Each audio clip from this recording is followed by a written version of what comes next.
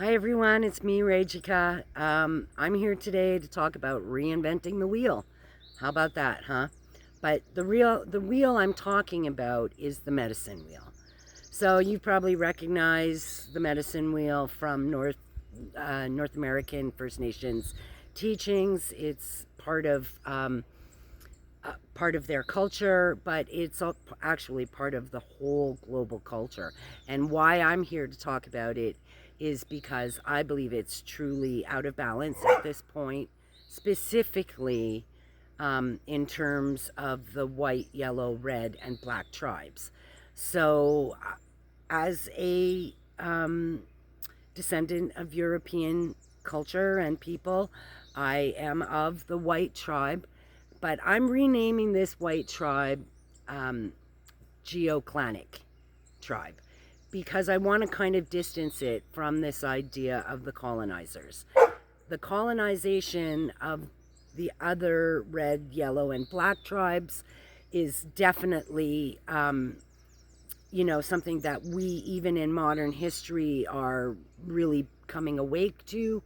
But one of the things that I think is missing in this conversation is that the Geoclanic clans were the first tribe to be completely decimated. So there's this modern idea that, and especially here in Canada, that our First Nations have actually survived the colonization of Canada. However, I don't believe that's true. I believe the fact that their cultures and their belief system and their clanship and stewardship of the land is still here. It isn't, they aren't survivors. They're the living history of a failed colonization. It isn't, they aren't survivors. They're the living history of a failed colonization. And it's from that place of power that I think we really should start looking at the wheel.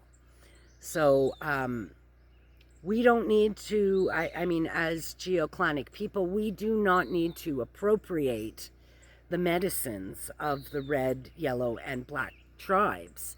We need to remember the medicine that our, pre-colonization tribal people knew and understood. I mean, we were in communion with our land.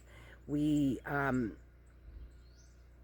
essentially followed a matriarchal governance, and that was all put to end in the beginning of this century.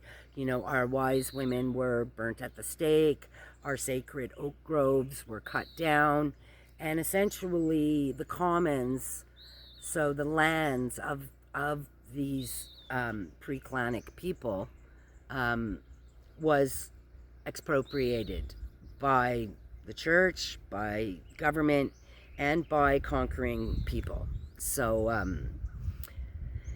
I just want to really start to talk about the difference between white and that being the colonizers, because we as white people, when we look into a mirror, are kind of forced to only see the colonizers.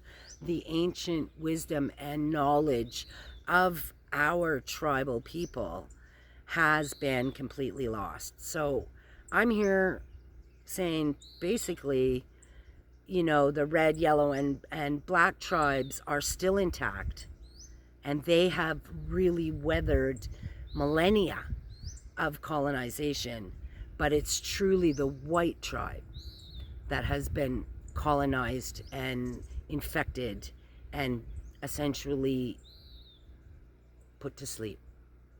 So I'm here to try and wake those people up and get us talking about natural law and tribal laws and the things that superseded the colonization of our skin color.